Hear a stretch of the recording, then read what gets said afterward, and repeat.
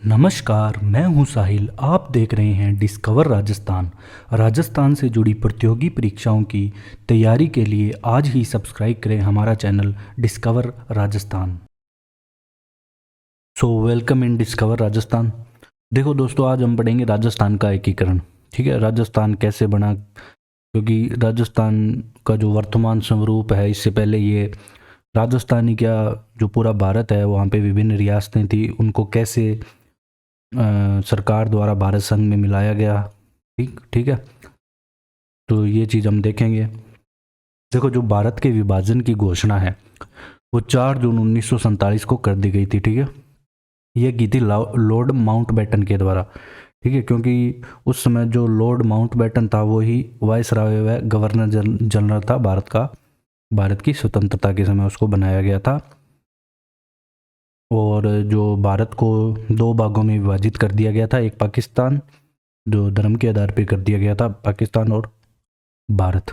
ठीक है, अब क्या हुआ कि भारत के स्वतंत्रता अधिनियम 1947 की धारा 8 के तहत भारत की देशी रियासतों से ब्रिटिश जो संप्रभुता है वो समाप्त हो गई। ठीक, अब देखो रियासतों के, अब क्या है कि जितनी भी रियासतें थी उन्हें जोड़ना था और उन्हें भारत मिलन के लिए राजी करना था। तो इसके लिए एक रियासती विभाग बनाया गया। देख सकते हो आप यहाँ पे, 1 सेकेंड। तो यहाँ पे एक बनाया जाता है रियासती विभाग।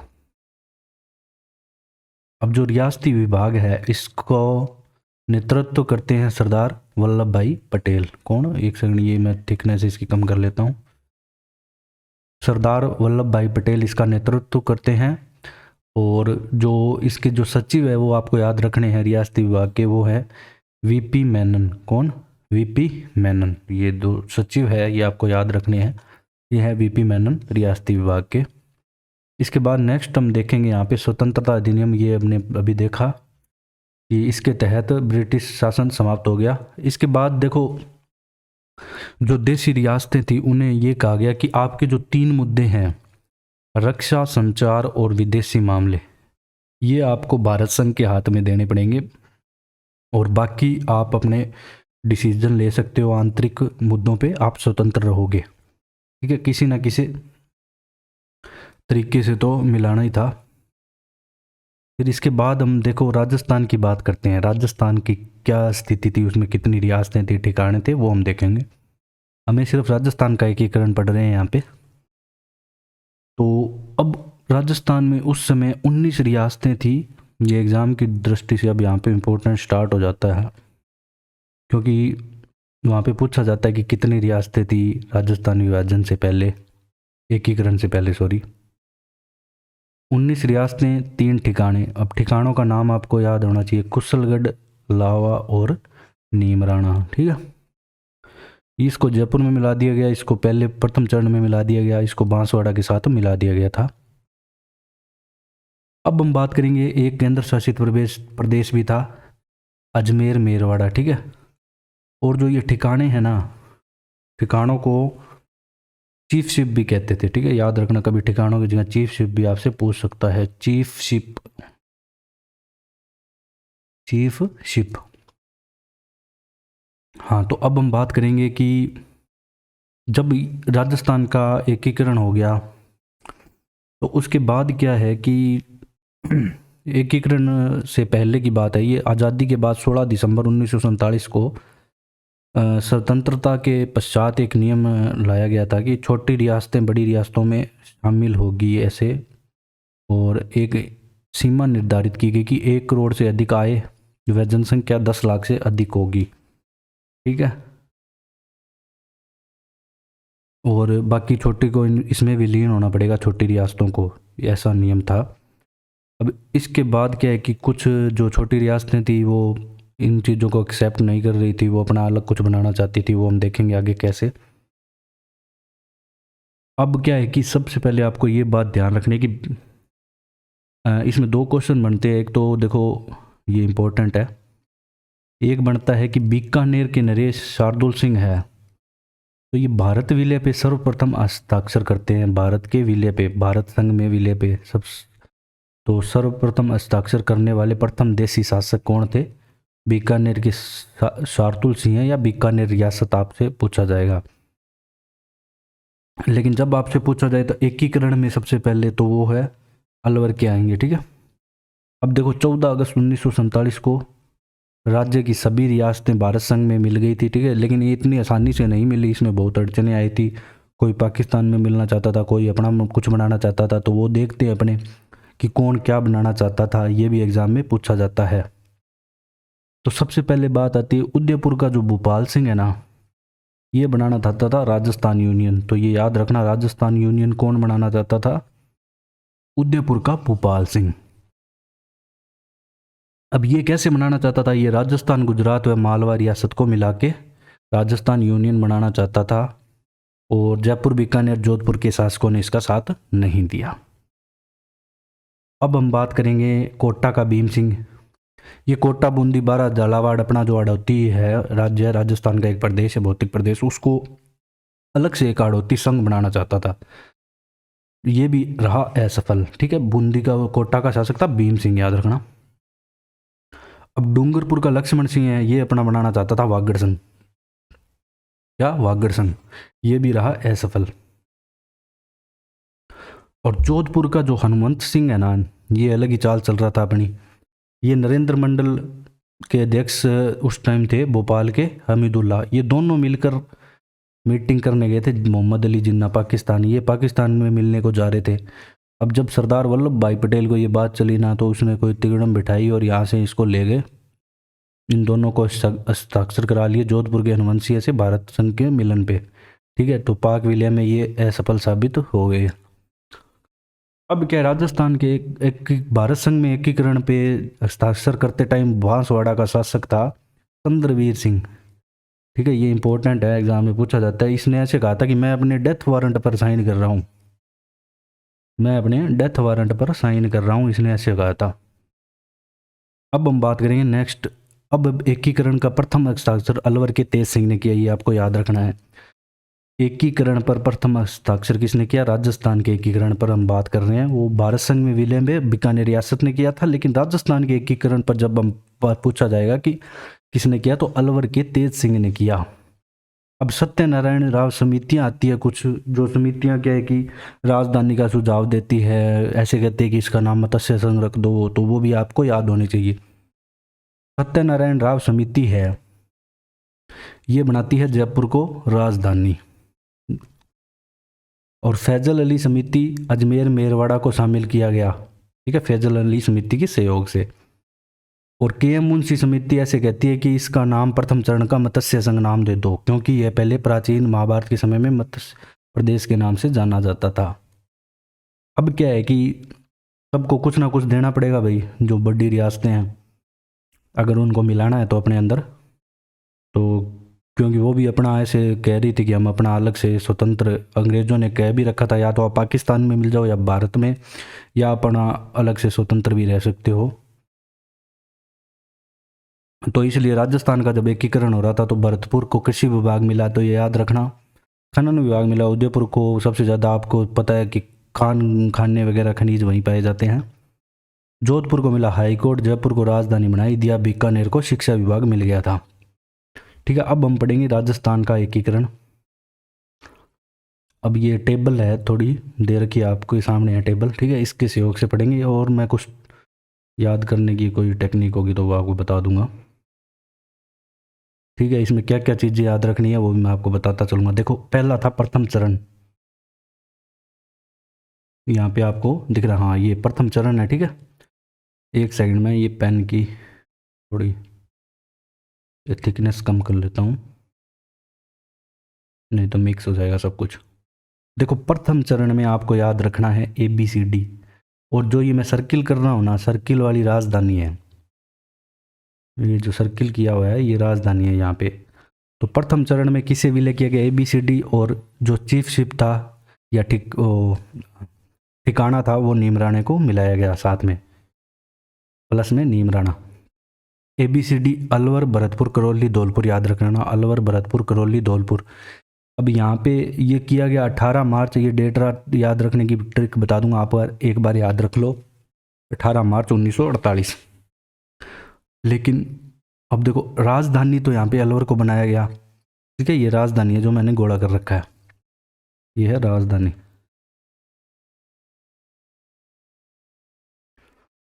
और जो राज प्रमुख है ना वो बनाया गया उदयभान सिंह धौलपुर का था, इसको बनाया गया।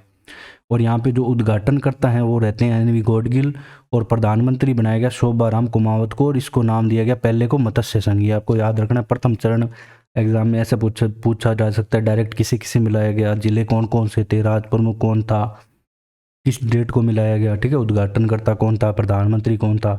तो इस प्रथम चरण से ही 5, 6, 7 क्वेश्चन बन जाते हैं। तो ABCD याद रखना फर्स्ट चरण के लिए।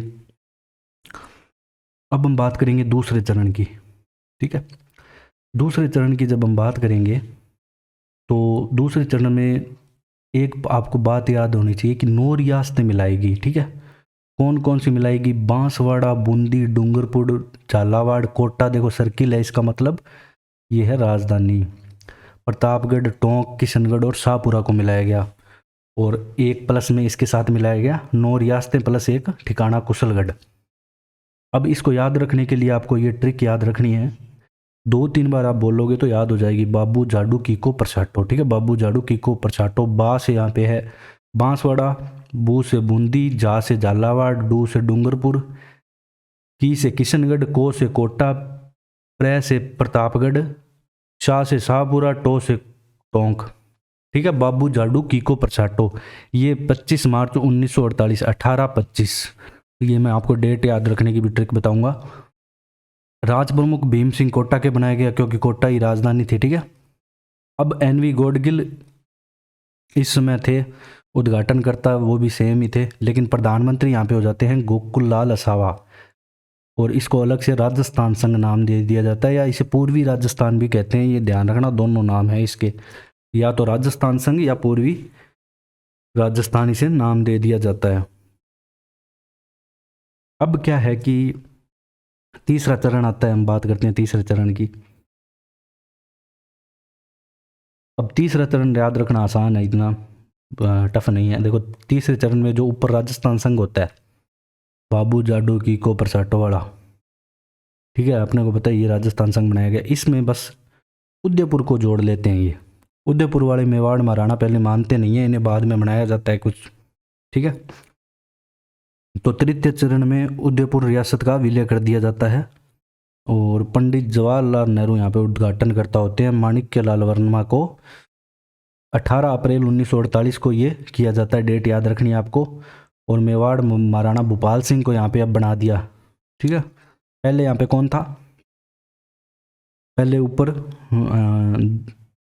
द्वितीय चरण में कोटा का था, ठीक है, और अब बना दिया गया मेवाड़ को वाले को राज प्रमुख।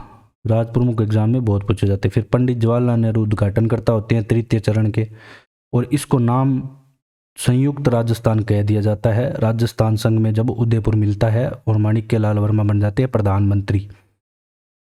अब हम बात करेंगे चतुर्थ चरण की।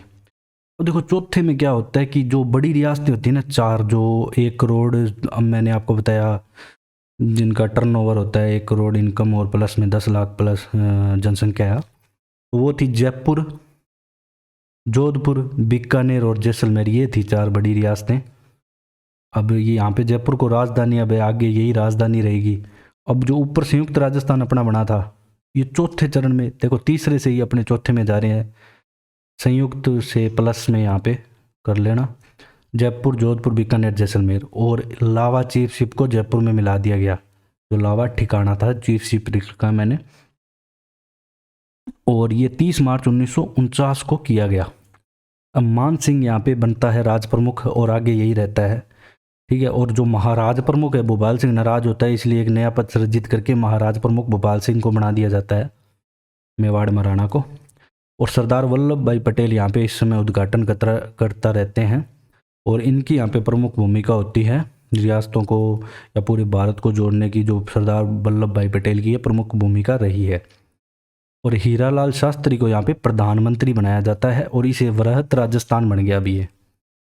देखो पहले क्या बना, पहले मत्स्य संघ बना, वो अलग था, अभी तक अलग है, ठीक है।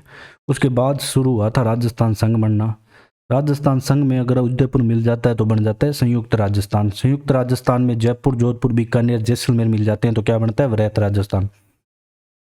अब हम बात करते हैं मत्स्य संघ को अब मिलाया जाता है 5वें चरण में। याद रखना, डायरेक्ट पूछा जाता है कि मत्स्य संघ को कब कौन से चरण में मिलाया जाता है वृहत राजस्थान से, तो 5वें चरण में।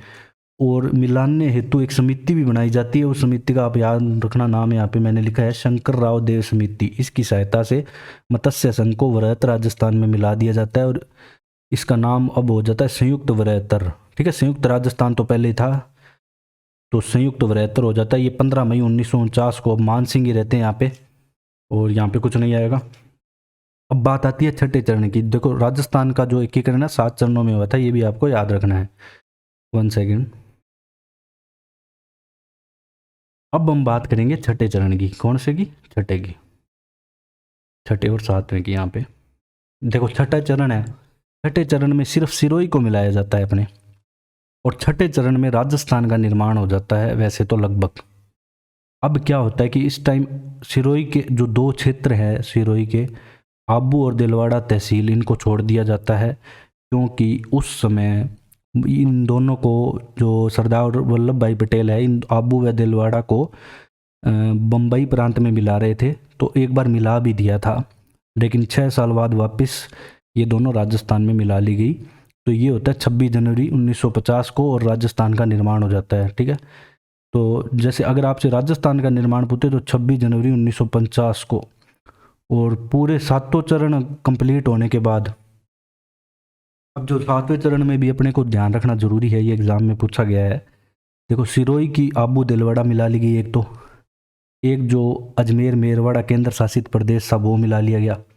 अब एमपी के मंदसौर का जो सुनेल टप्पा क्षेत्र है ना, ये तो राजस्थान में ले लिया गया, और एमपी वालों को दे दिया झालावाड़ का सिरोंज क्षेत्र, ठीक है। तो ये याद रखना, झालावाड़ का सिरोंज तो एमपी को दे दिया, और अपने राजस्थान ने सुनेल टप्पा, ये 1 मिनट हटा देता हूँ मैं, सुनेल टप्पा, ये सुनेल टप्पा ये राजस्थान में मिला दिया गया। और यहाँ पे समाप्त हो जाता है पद इनका, कौन से चरण में, 7वें चरण में। राज प्रमुख का पद यहाँ पे समाप्त करके राज्यपाल नियुक्त कर दिया जाता है। राजस्थान के प्रथम राज्यपाल थे गुरमुख निहाल सिंह, आपको याद रखना है। तो राजस्थान के प्रथम राज्यपाल कौन है, गुरमुख निहाल सिंह है। तो इस प्रकार से राजस्थान का निर्माण हो जाता है 7 चरणों में, ठीक है। अब आपको मैं डेट याद रखने की थोड़ी बता देता हूँ, कैसे याद रखनी है आपको। इसके लिए अपने को ऊपर जाना पड़ेगा थोड़ा। 1 सेकेंड। अब देखो आपको डेट याद रखनी है ना, तो ऐसे पहले तो आप 7 चरण है, तो आप देखो यहाँ पे आपको दिख रहा है 18, फिर 25, क्रम वाइज आपको याद रखनी है। देखो 18, 25, और अभी हम नीचे चलेंगे 1 सेकेंड। 18, 25, फिर तीसरे में 18, फिर चौथे में 30, 18, 25, 18, 30, 15, 26, 1, ठीक है। तो ऐसे 2-3 बार याद करोगे, 18, 25, 18, तो याद हो जाएगा आपको 18, 25, 18। 1 सेकंड मैं लिख देता हूँ यहाँ पे, हाँ डेट याद करने की यहाँ पे मैं लिख देता हूँ आपको अलग से ही। देखो पहला चरण था 18 को, ठीक है। दूसरा 25 मार्च को था, वो अपने बाद में लिखेंगे। 18, 25, 18, फिर चौथा चरण कब था, 18, 25, 18, 30, 30 मार्च को। पांचवा कब था, 15 मई को।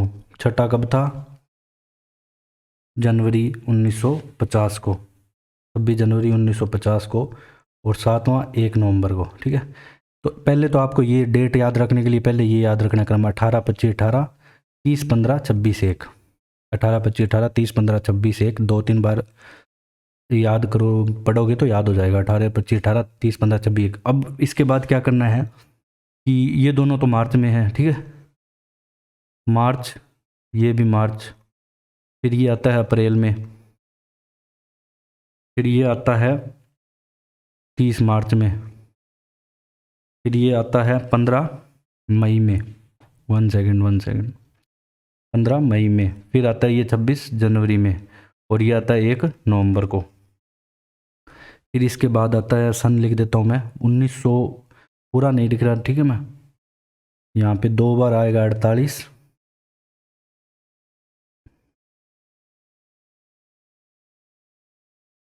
1 सेकेंड, 18 25 18 18 25 18 25 18, ठीक है, 30 15, ठीक है। तो यहाँ पे मार्च मार्च अप्रैल, 3 बार आएगा 48, ठीक है। फिर आएगा 2 बार 49, ऐसे याद रखना, 1949 है ये, याद रखना आप। और फिर छठे, 1 सेकेंड, यहाँ पे गलती होगी थोड़ी सी, 3 बार 48 आएगा। फिर चौथे और 5वें चरण में आएगा 49, हाँ सही है, कोई दिक्कत नहीं है। फिर आएगा इसमें 50 और फिर 56, ठीक है। देखो पहले 18 25 18 30 15 26 एक ऐसे याद कर लिया। फिर अपने को 2 बार मार्च, फिर अप्रैल, ये मत याद रखना भलाई डेट ये वाली, सन याद रख लेना, ये तो याद रह जाएगा अपने को कि 1 नवंबर।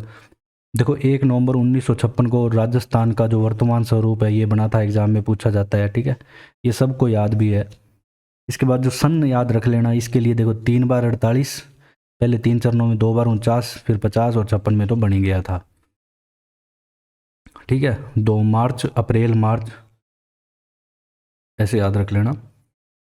तो ये आपका जो राजस्थान का एकीकरण वाला जो पार्ट है वो पूरा होता है। अगर आपको हमारा कंटेंट पसंद आया तो शेयर एंड सब्सक्राइब जरूर करें। Thanks for joining discover Rajasthan.